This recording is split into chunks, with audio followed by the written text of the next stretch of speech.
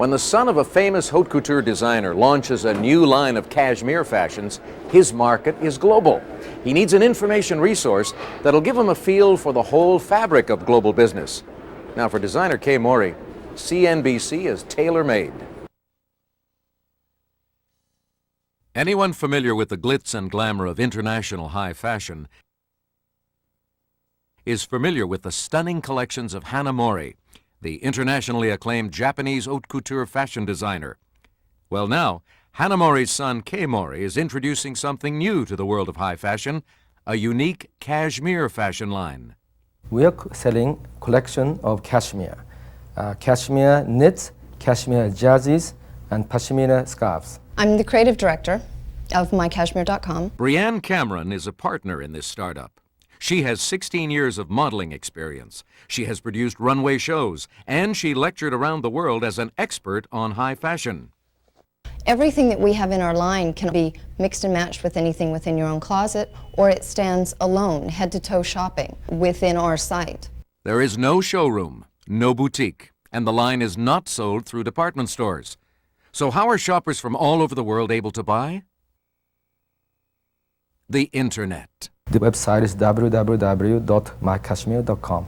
The web is the way to offer the highest quality garments directly to consumers at competitive prices. But these days, running a web-based business is loaded with risk. So Kay Morey keeps close watch on the latest business news. The wonderful thing about CNBC, for example, you just have information all the time. I keep an eye on general market, what people will be feeling right now. Pessimistic, conservative. Fashion is reflection of people's feeling, and stock market measures how things are moving. Since mycashmere.com is a global business, there are no corporate headquarters.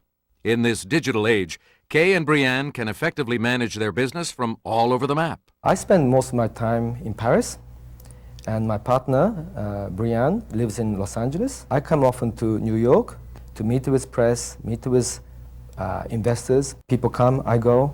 And the manufacturing process is even more spread out across the globe. Best cashmere raw material come from China. We go to Italy, France for the best cashmere jerseys, and we go to India for the best pashmina scarves.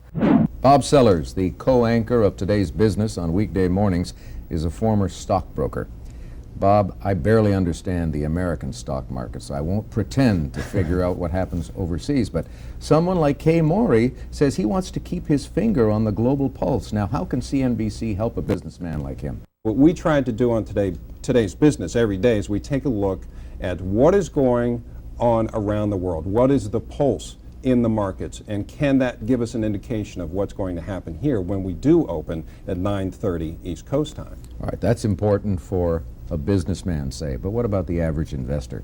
Should I be worried about that or concerned, really? Well, I think the average investor, of course, basically wants to know is the world going to pot or not? And if you wake up and you see that Hong Kong is down 500 points, the Japanese markets are as well, gee, maybe I need to keep an eye on what's going on here in the United States. We try to give you a snapshot every day, and over time you get a feel for what's driving the markets there.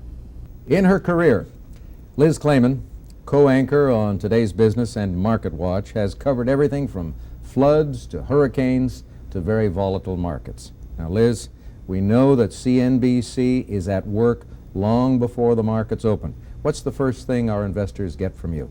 Alex, the first thing they get from us is a chunk of their investing homework done for them because, as you say, the markets might not be open in the U.S., but long before anybody here is awake, we're already following Japan, Hong Kong, Frankfurt, London, Paris. And what happens in those markets sometimes sets the tone for how the U.S. markets might open.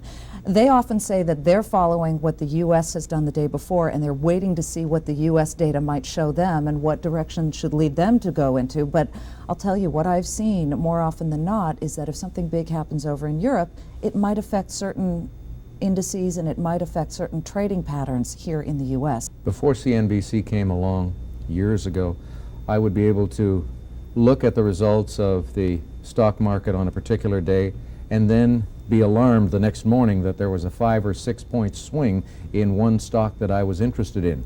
Now, you guys take some of the worry out of it for me. That's absolutely true. I reach back to when I was a little girl.